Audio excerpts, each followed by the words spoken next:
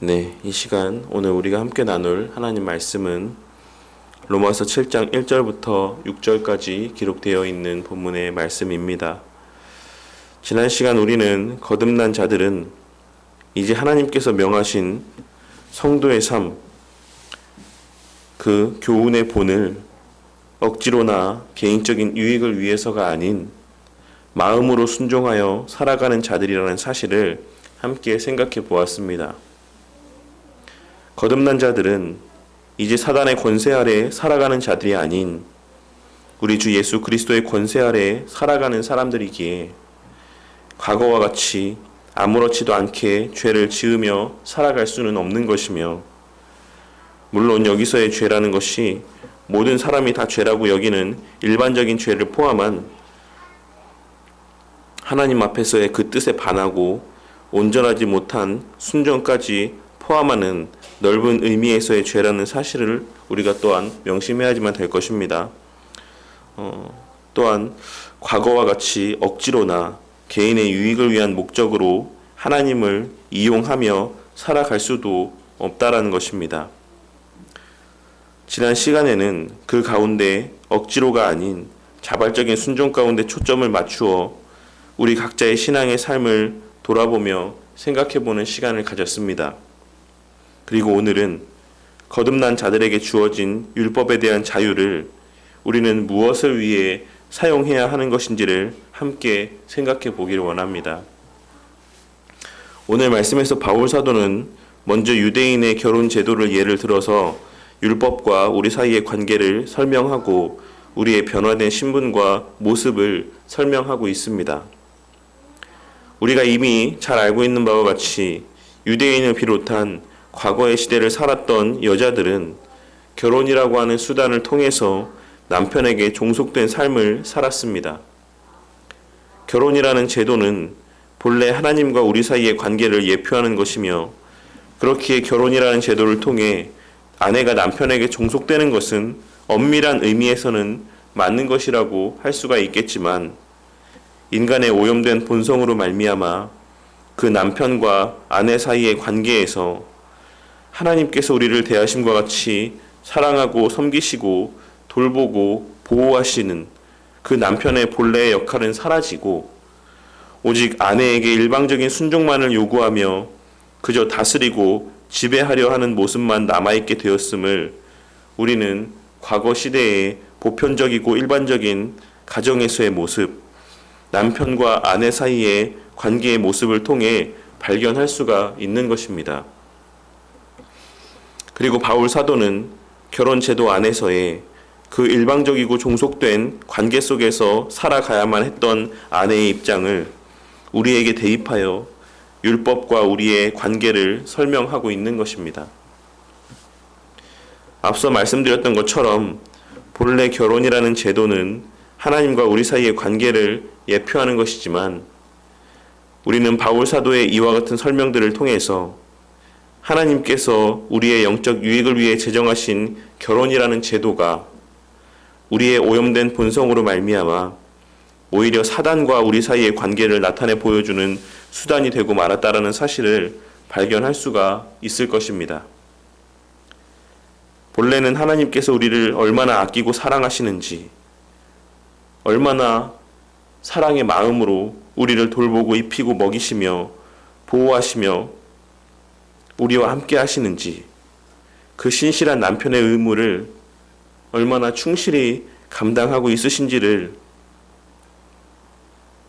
그리고 우리는 그 남편 되신 하나님의 돌봄과 사랑 가운데 어떻게 남편을 대하고 사랑해야 하는지를 깨닫게 하시기 위한 목적으로 결혼이라는 제도를 제정하셨지만, 인간의 타락 이후에 사단이 우리를 일방적으로 주장하고 다스리듯이 남편은 아내를 그저 소유물로 여기며 착취하고 이용하며 자신의 마음대로 대하였던 것입니다. 그러한 맥락에서 바울 사도는 오늘 말씀에서 결혼 제도를 예로 들며 이제 과거에 우리에게 남편 노릇을 했던 사망의 권세, 율법의 권세는 이제 죽었다고 말을 하고 있는 것입니다. 과거 사단의 종노릇하던 사단의 신부 노릇을 하며 살아가야만 했던 우리가 이제 4절에 기록된 말씀에서와 같이 우리 주 예수 그리스도의 죽으심으로 말미암아 본래의 모습대로 회복이 되어 하나님의 거룩한 신부가 되었다고 말씀하고 있는 것입니다. 그리고 그 목적은 4절 하반절에 기록된 바와 같이 하나님을 위하여 열매를 맺게 하려 함이라고 분명하게 밝히고 있는 것입니다. 그렇다면 하나님을 위하여 열매를 맺는 것은 무엇을 의미하는 것입니까? 막연한 선한 행실들을 의미하는 것이겠습니까? 이는 단순히 예배를 드리고 기도를 하고 바른 신앙의 삶을 살아가는 것만을 의미하는 것이 아닙니다. 우리는 그것을 6절에 기록된 영의 새로운 것으로 섬길 것이요 라는 말씀을 통해 확인할 수가 있습니다. 영의 새로운 것에서의 영은 우리가 일반적으로 알고 있는 것처럼 우리의 영혼을 의미하는 것이 아닌 성령 하나님을 의미하는 표현입니다. 그러니 영의 새로운 것은 성령 하나님의 역사로 말미암는 새로움을 의미하는 것입니다. 그리고 새로운으로 번역된 표현은 시간상의 새로운 것이 아닌 헌 것과 새 것을 구별할 때의 새로움이 아닌 완전하게 다름으로써의 질적인 새로움을 의미하는 표현입니다. 그러므로 영의 새로운 것에 의미하는 것은 성령 하나님의 역사로 말미암아 거듭난 자들, 완전히 다른 존재가 된 자들로서 섬기라는 것을 말씀하고 있는 것입니다. 그리고 이는 우리가 거듭남으로 말미암아 우리의 삶의 방향이 변화되었다라는 사실을 깨닫고 이전에 썩어 없어질 것들을 위해 살고 나를 위해 살고 사망의 형벌을 향해 걸어갔던 과거의 모습과는 달리 썩어 없어지지 아니할 영원한 가치를 위해 살고 하나님을 위해 살며 영생을 향해 걸어가라는 것을 말씀하고 있는 것이라 할 수가 있는 것입니다. 그리고 이는 궁극적으로 이제는 하나님 중심, 성경 중심, 교회 중심의 삶을 살고 하나님 중심, 성경 중심, 교회 중심의 섬김의 삶을 살라고 말씀하고 있는 것이라 할 수 있는 것입니다. 언제나 말씀드리지만 우리 하나님께 있어 가장 큰 관심사는 무엇이라고 생각을 하십니까? 그리고 우리 성령 하나님께서 하시는 가장 주된 사역이 무엇이라고 생각을 하십니까? 어떤 사람들은 하나님의 바라시는 바가 당신의 자녀들이 이 땅에서 잘 살게 되는 것이라 생각을 하고 성령 하나님의 하시는 일 또한도 그와 같이 잘 살게 하시기 위해 고난당하지 않는 길을 우리 가운데 알려주시고 특별한 은혜를 체험케 하시고 여러 능력들을 부어주시는 것이라 생각을 하는 경우가 많이 있습니다. 그렇기에 잘 살게 하기 위해, 잘 살게 되기 위해 하나님 앞에 기도를 하며 고난을 피하며 살아갈 수 있게 되기를 위해 앞날을 알려달라 하나님 앞에 기도를 하는 것이고 특별한 은혜를 체험케 해달라 하나님 앞에 기도하며 살아가는 그와 같은 모습들을 나타내 보이는 것입니다. 하지만 실제 우리 하나님께서 가장 바라시는 일과 그 일을 위해 성령 하나님께서 하시는 가장 주된 사역은 그와 같이 우리의 미래를 알려주시거나 아니면 특별한 체험들을 하게 해주시는 그와 같은 일들이 아닌 우리가 계속해서 함께 나누었던 바와 같이 바로 우리 각자가 하나님의 존재를 깨닫고 거듭남으로 하나님의 우리를 향해 베풀어 주신 그 사랑을 알고 누리며 살아가게 하시는 것입니다. 그 일을 위해 우리 성령 하나님께서는 말씀을 통해 역사하시며 우리의 눈을 띄워주시고 우리의 마음을 열어주시는 것입니다. 그러니 오늘 말씀에서의 영의 새로운 것으로 섬기고 율법 조문에 묵은 것으로 아니할 것이다 라는 말씀은 이전처럼 너 하나 잘 먹고 잘 살자고 너 하나 구원받기 위해 하나님의 말씀대로 순종하며 살지 말고 이제는 하나님의 사랑으로 말미암아 하나님을 사랑하고 그 하나님의 사랑하시는 너 자신과 다른 지체들을 사랑함으로 율법을 지키는 삶을 살라고 말씀하고 있으신 것입니다. 그리고 우리는 그 수단으로 주신 것이 바로 하나님 사랑과 이웃 사랑의 계명인 십계명의 말씀인 것을 잘 알고 있습니다.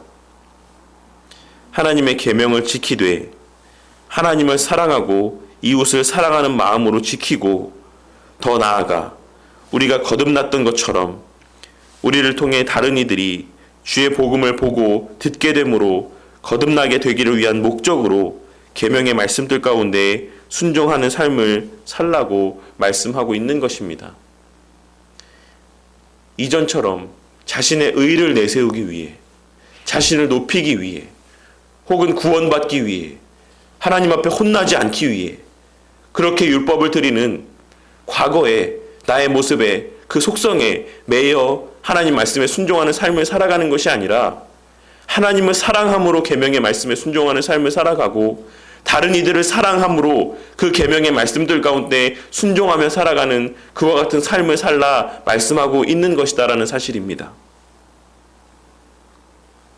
한마디로 예수님께서 제자들을 향해 그리고 우리들을 향해 나보다 더 큰 일을 행할 것이다 라고 말씀하셨던 바와 같이 예수님의 행하신 그 구원의 사역을 우리 또한 우리에게 주어진 각자 자리에서의 역할들을 통해 사명들을 통해 감당하며 살라고 말씀하고 있으신 것이다라는 사실입니다.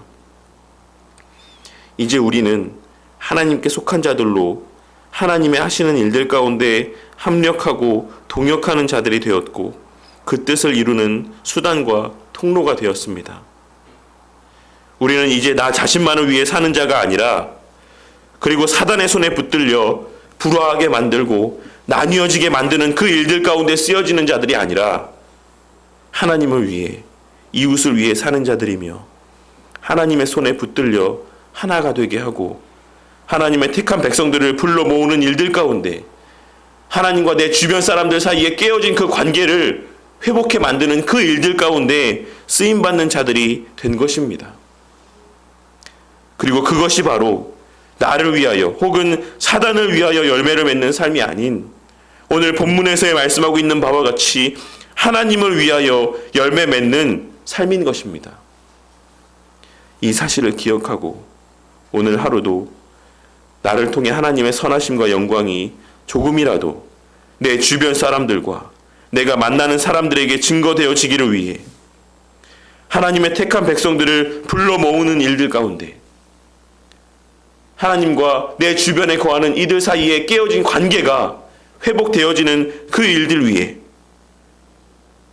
그러함으로 말미암아 주의 몸된 교회가 더욱 든든히 세워져 나아가는 그 일들 가운데 쓰임받기를 위해 기도하는 자들이 되심으로 그 하나님의 뜻에 합당한 그와 같은 기도에 응답하심으로 오늘 한날 우리의 삶 속에서 그 하나님의 선하심과 영광이 온전히 드러나고 나를 통해 주를 알고자 하는 마음들이 또 주께 나아가고자 하는 마음들이 나를 만나는 이들의 마음 가운데 자라나게 되기를 그리하여 우리 교회뿐만이 아니라 이 세상에 편만하게 존재하는 모든 주의 몸된 교회들이 날마다 더욱 든든히 세워져 가게 되기를 주님의 이름으로 간절히 축원합니다.